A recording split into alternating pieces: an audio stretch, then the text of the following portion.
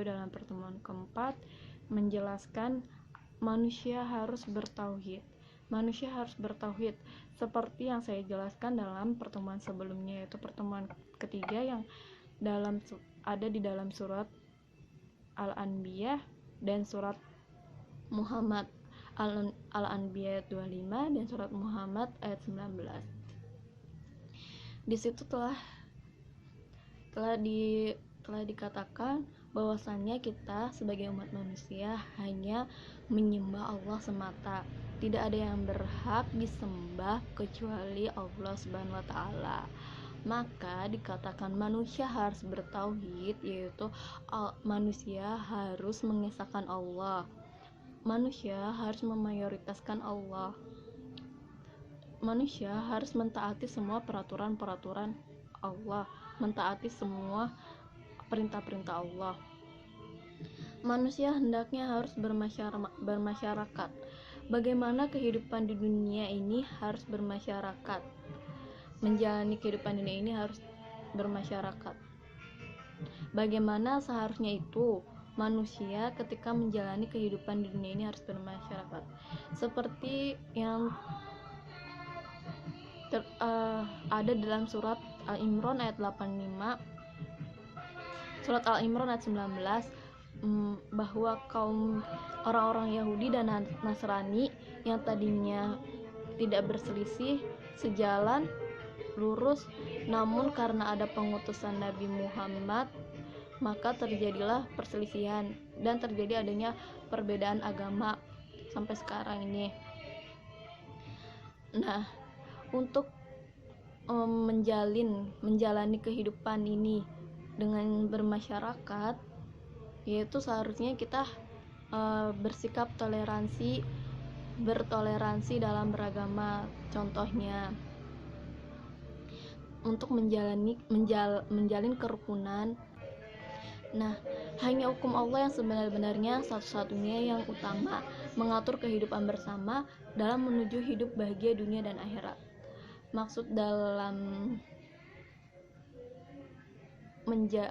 mengatur kehidupan bersama dalam menuju hidup bahagia dunia dan akhirat, yaitu tertera dalam surat Al-Imran ayat 85 dan surat Al-Imran ayat 19. Nah, yang surat Al-Imran ayat 19 yang artinya sesungguhnya agama yang diridhoi Allah itu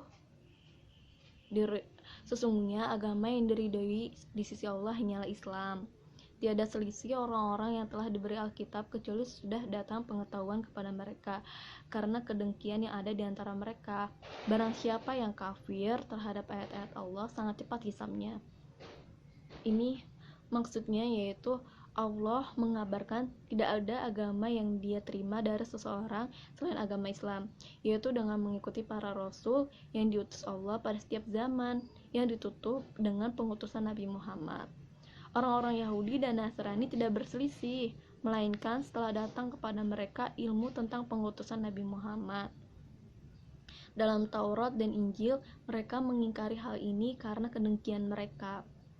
Mengingkari hal ini karena kedengkian mereka. Kemudian mereka saling menzolimi.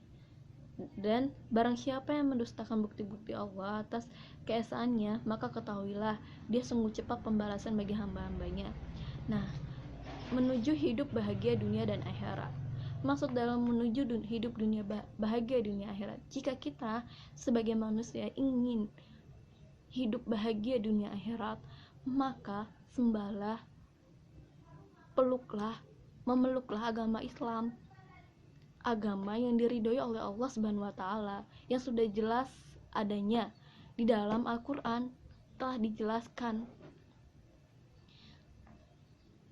agar kita ini menjadi manusia yang tidak rugi. Nah, di dalam surat Al-Imran ayat 85 juga dijelaskan, barang siapa yang mencari selain agama Islam, maka sekali-kali tidak akan diterima agama itu daripadanya, dan dia di akhirat termasuk orang-orang yang rugi. Barang siapa yang mencari agama selain agama Islam, maka tidaklah akan diterima, dan di akhirat ia termasuk orang-orang yang merugi, karena tempat tinggalnya ialah neraka, di mana ia akan menetap di sana untuk selama-lamanya. Nah, Dalam surat Al-Imran ayat 85 dan surat Al-Imran ayat 19 telah dijelaskan bahwa agama yang diridhoi oleh Allah Subhanahu wa taala adalah agama Islam, di mana di situ telah dijadikan satu sebagai penyempurna dari semua Alkitab. Agar kita